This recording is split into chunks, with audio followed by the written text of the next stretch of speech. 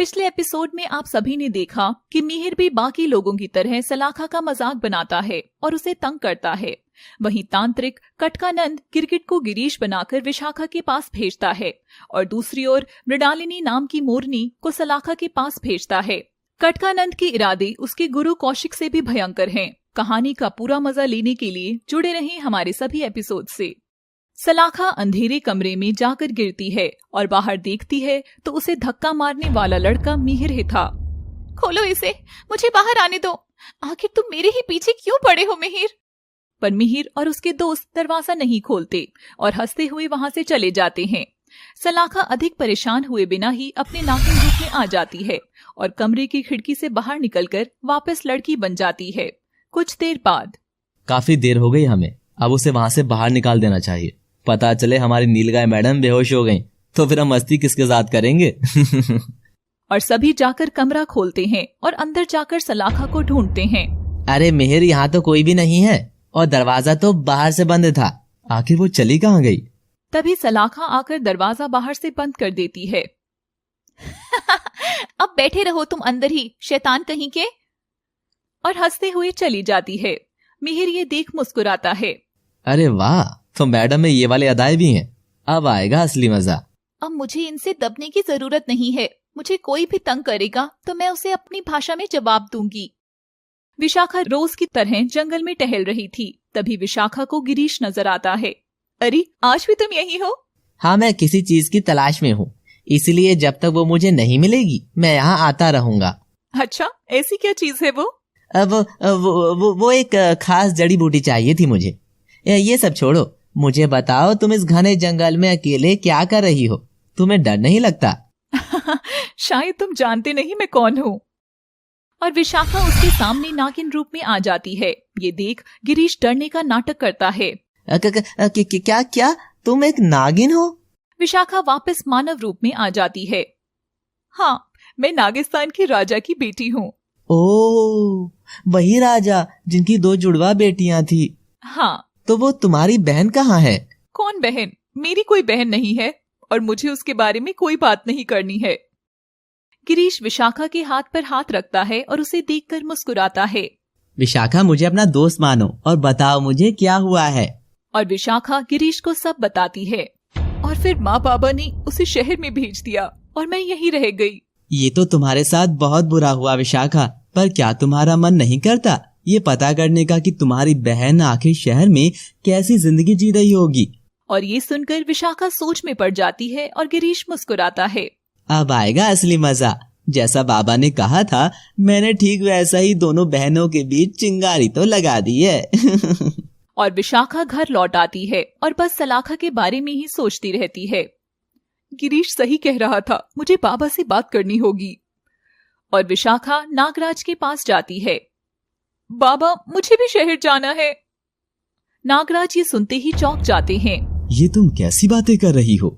क्यों बाबा, मैं शहर क्यों नहीं जा सकती, जबकि वो सलाखा तो वहाँ मजे से रह रही होगी। बेटा, वो तुम्हारी बहन है। हाँ, कैसी बहन? वो बहन जो सालों से हमसे मिलने तक नहीं आई। नागराज ये सब सुन रहे थे कि तभी उन्हें वो भविष्यवाणी याद आती है। अगर तुम्हारी दोनों नागिनें एक साथ रही तो एक दूसरे की जान की दुश्मन बन जाएंगी और जैसे जैसे समय बढ़ेगा उनको संभालना मुश्किल होता जाएगा। नहीं विशाखा, तुम यहीं रहोगी। और विशाखा रोते हुए चली जाती है। स्वामी, विशाखा कह तो सही रही थी। सलाखा से मिले हुए इतने बरस हो गए हैं। तुम ठीक कह रही हो प्रिय, मैं जीजी को अभी फोन करता हूँ। मिहिर और उसके दोस्त उस कमरे से बाहर आ जाते हैं। मुझे उस नीलगाय का कुछ तो करना ही होगा। और मिहिर उसे ढूंढता हुआ कॉलेज के गार्डन में पहुंच जाता है, जहां सलाखा बेंच पर बैठी हुई थी और हवा से उसके बाल लहरा रहे थे। ये देख मिहिर सलाखा को निहारने लगता है। कुछ तो अलग बात है इस लड़की में। नहीं मिहिर, ये तू क्या कह रहा है?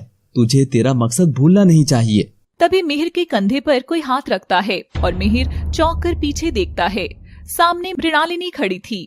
तुम यहाँ पर क्या कर रही हो? मैं तो देखने आई थी कि तुम्हें तुम्हारा मकसद याद भी है या नहीं।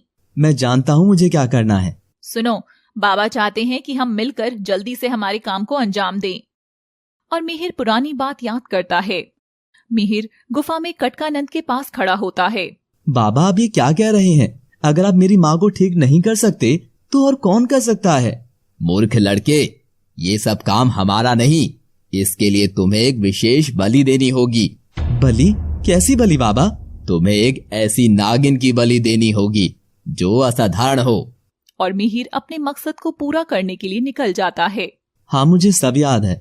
मैं मेरी माँ के लिए कुछ भी करूँगा, पर तुम्हारी कैसी मजबूरी थी?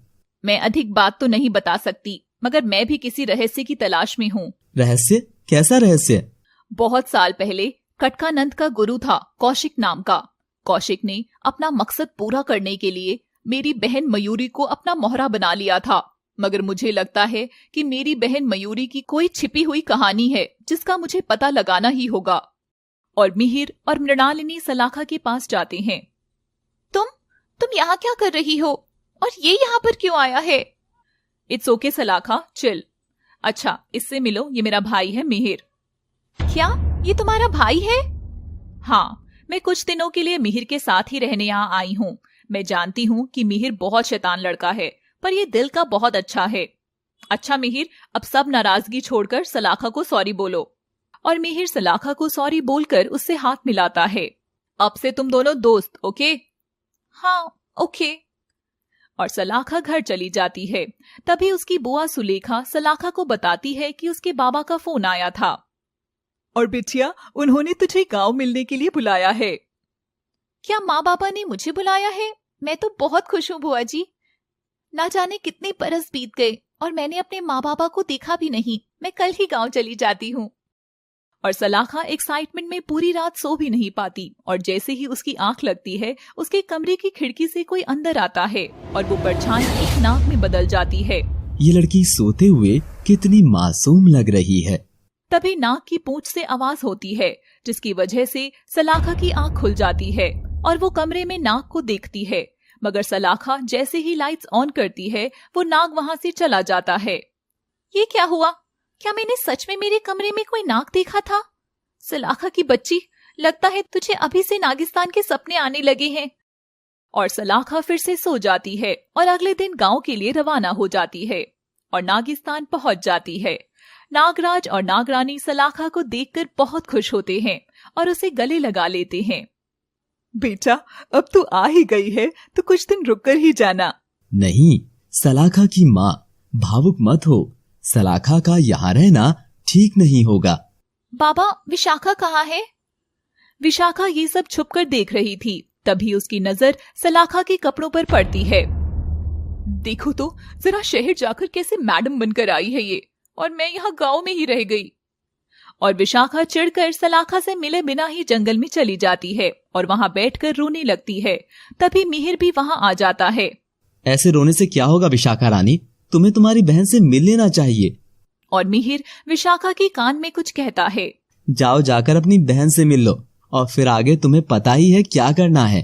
विशाखा और मिहिर दोनों हंसते हैं और विशाखा वापस जाकर सलाखा को बाहर खड़ी होकर आवाज लगाती है। सलाखा, ओ सलाखा, मेरी बहना। सलाखा विशाखा की आवाज सुनकर बहुत खुश होती है। विशाखा, कहाँ है तू? मैं कब से तेरा इंतजार कर रही हूँ।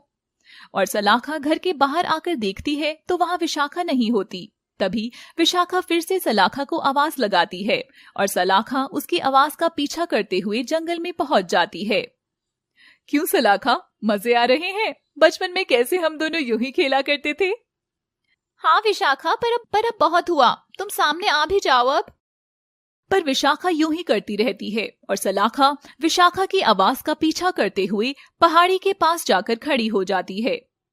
मेरा गांव, मेरी जगह कितनी खूबसूरत है। आज बरसों बाद ये नजारा फिर से देखने को मिला है। तभी सलाखा के पीछे एक हाथ आता है। अच्छा, ऐसी बात है तो जा इस नजारे में ही समा जा। और विशाखा पहाड़ी के पास खड़ी सलाखा को धक्का मार देती है। अब देखिए आगे की कहानी अगले भाग में और भी दिलचस्प मोड़ के साथ। जाने आखिर क्या कहानी है दो नागिन बहनों की। देखते रहिए नागिन का प्यार सीजन 2 ओनली ऑन पापा टीवी हिंदी।